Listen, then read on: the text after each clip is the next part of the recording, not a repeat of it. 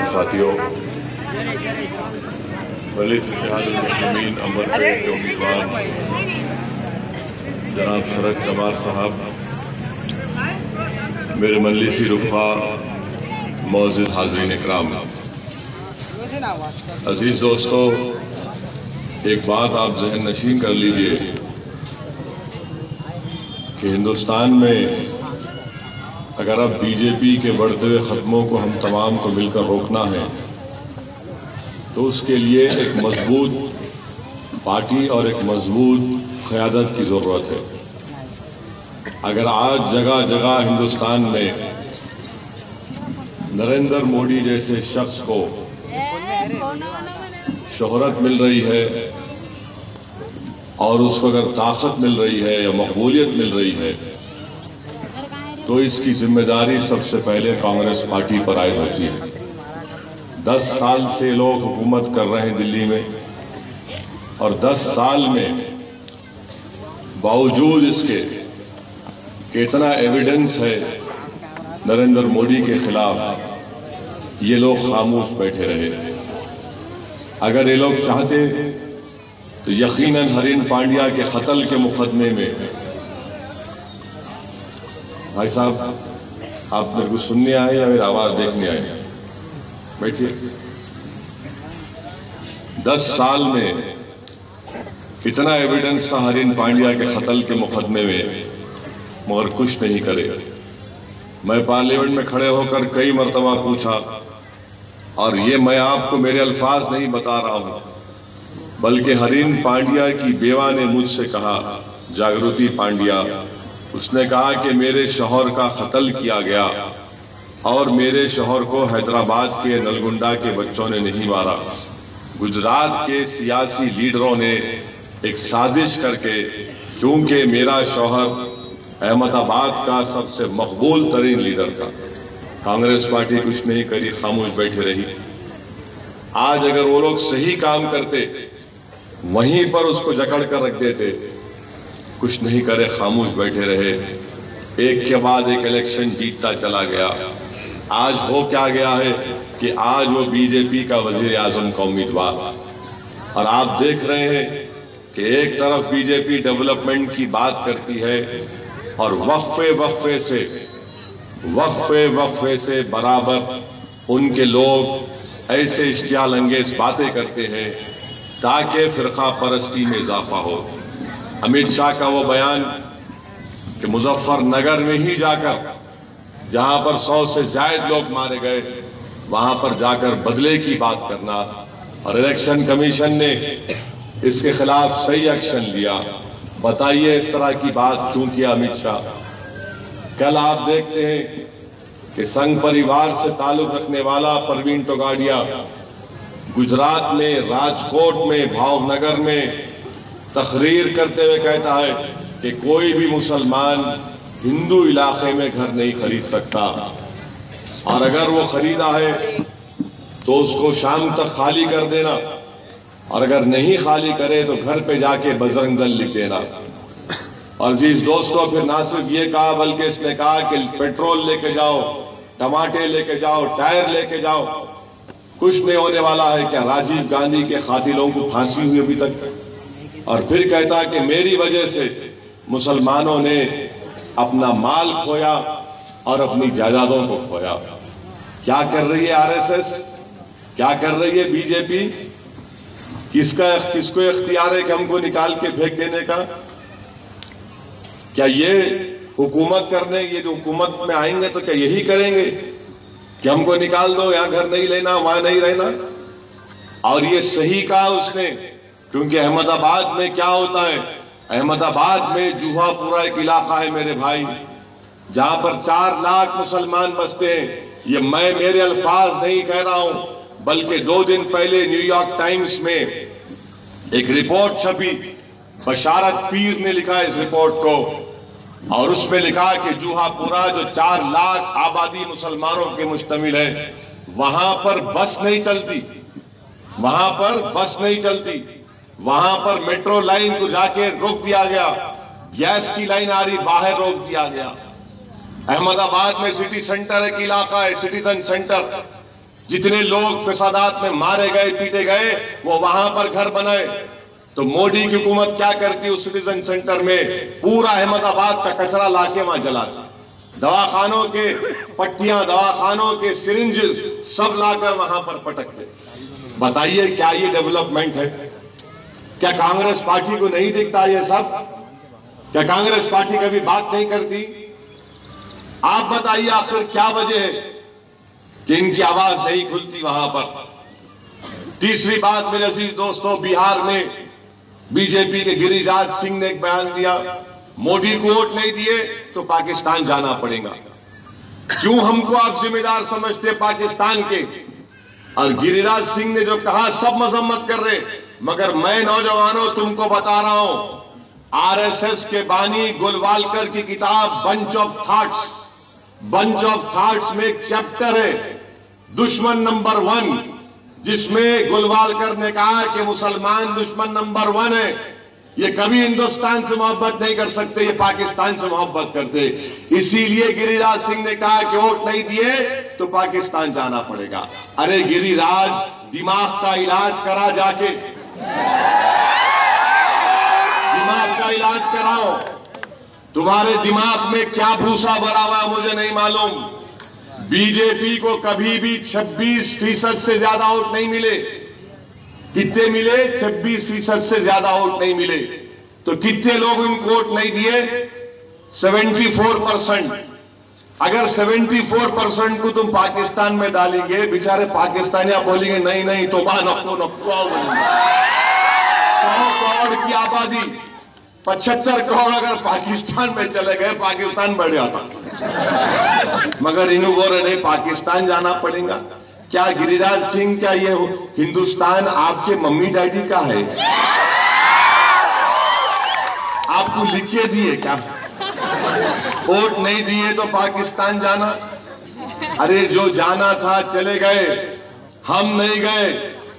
हम इसलिए नहीं गए कि हिंदुस्तान हमारा वतन है। गिरिराज सिंह, तुम यहां पर इस वतन से हमको नहीं निकाल सकते। हम नहीं जाने वाले यहां से। वोट नहीं दिए तो चले जाना, वोट दिए तो रहना। कौन है भाई? क्या आप बादशाह है हिंदुस्तान के? नरेंद्र मोदी आ रहे होंगे फतेह मैदान स्टेडियम में। अगर मेरी आवाज जा रही मित्रों,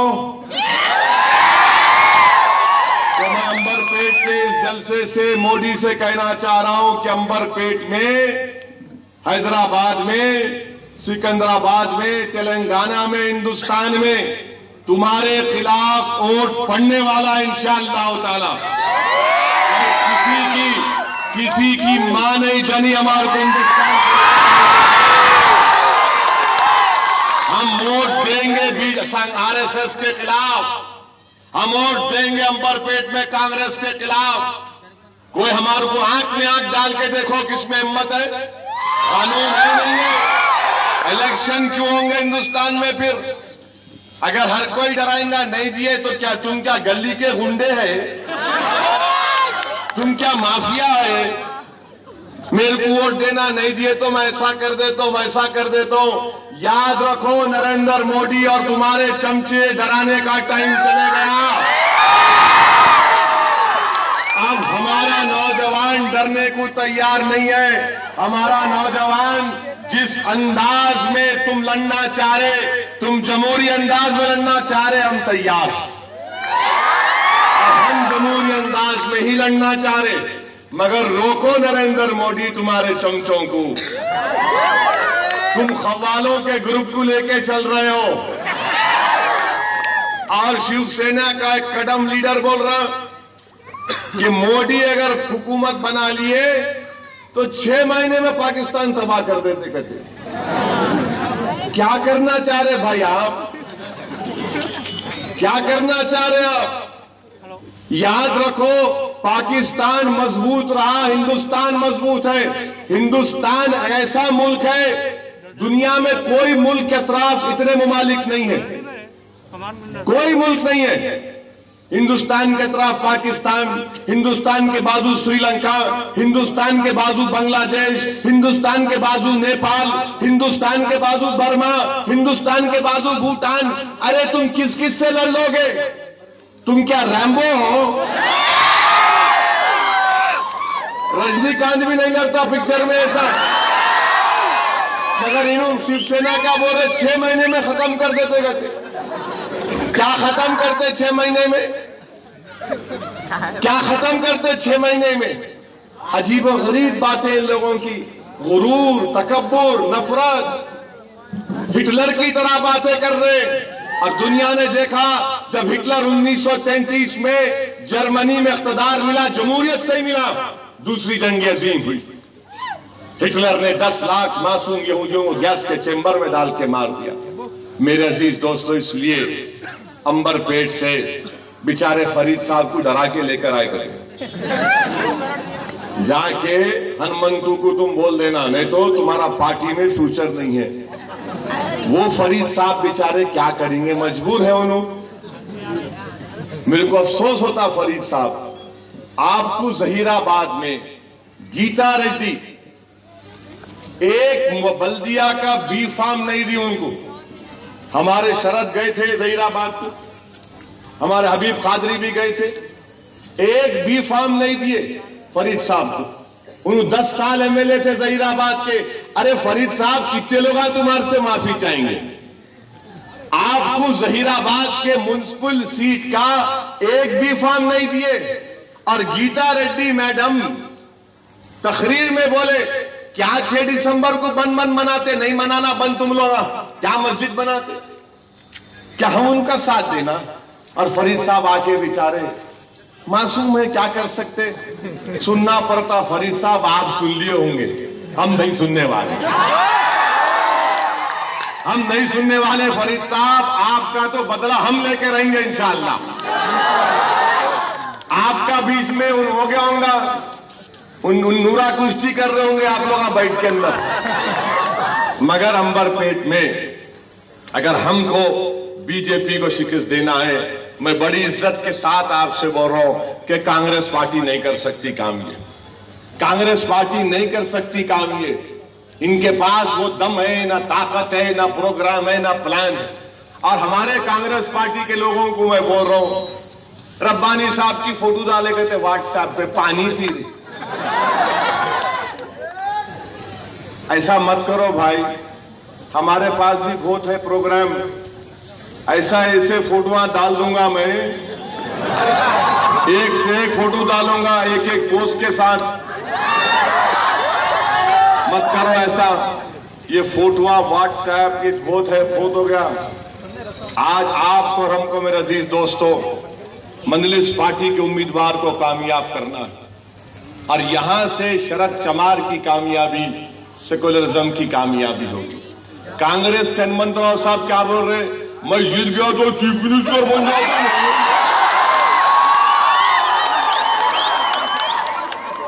ऐसी बोलते नहीं बोलते, क्या कोई ख्वाब में आके बोला इनको? लोगों के सामने बोलेगा तो मेरे पीछे पड़ गया इन्हें। नहीं पढ़ना, तुम्हारे पीछे, किसके पीछे पढ़ना? फिर तुम जिताए बीजेपी को, मैं जिताया, मैं चीफ मिनिस्टर बन जाता हूं, मैं हिंदुस्तान का बादशाह बन जाता हूं। कौन? आप हमारे आका है, आपके हाथ पकड़ के बोलना बनो चीफ मिनिस्टर, कौन रोक रहा आपको? आप प्राइम मिनिस्टर बन जाओ, हमारे को क्या करने का? मैं चीफ मिनिस्टर बन रहा हूं, मैं वो बन। अरे चीफ मिनिस्टर अगर आप बन रहे तो आपकी पार्टी को ऐलान कर दो, बोलो हनुमंत राव चीफ मिनिस्टर बन रहे, बोल दो, बोलो आपके बड़े बड़े लीडर आ रहे ना, ऐलान कर दो, बोलो जीते बाद से। इनके पार्टी में खुद इनके दुश्मन मेरे को फोन करके बोले, देखो भाई इन्हें चीफ मिनिस्टर बनता कहते। मैं बोला तुम्हारा झगड़ा तुमला बैठ के बात करो। और अंबरपेट के मुसलमान को यह समझ रहे कि कहावत हैदराबाद की, गरीब की बीवी सबकी भाभी कहती। अंबरपेट का नहीं, मैं हमारे, अरे जाओ तुम पहले अपने वोट तो लो, अपने वोट लो, फिर हमारे के नहीं आओ, नहीं हमारे पीछे। अरे अजीब व गरीब, क्या हम नहीं लड़ना इलेक्शन?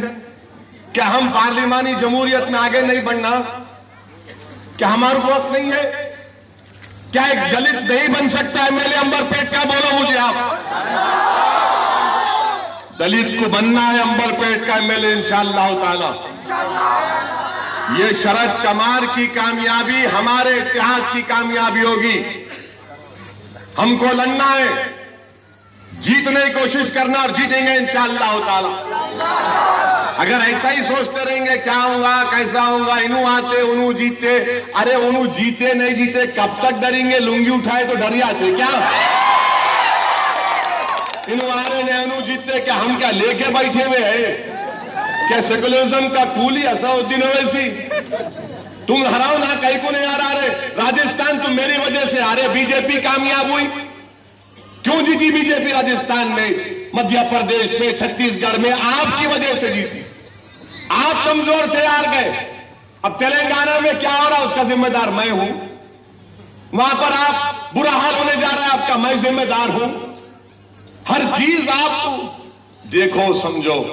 अजीज दोस्तों, अपने वोट का इस्तेमाल करो आप।